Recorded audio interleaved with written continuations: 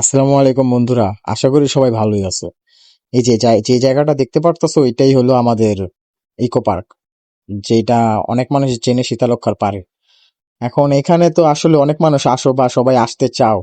আসলে জায়গাটা অনেক সুন্দর, আপনারা চাইলেই আসতে পারেন। এখানে যদি বাইরে থেকে আসতে চান তাহলে আপনারা তারাবো থেকে আসতে পারেন, পরে আপনার ডেমরা থেকে আসতে পারেন, নৌকা থেকে বললেই হবে। আর এখন তো এখান দিয়ে ট্রলারও চলে, যে হুমকা মঞ্চে আসা যায়।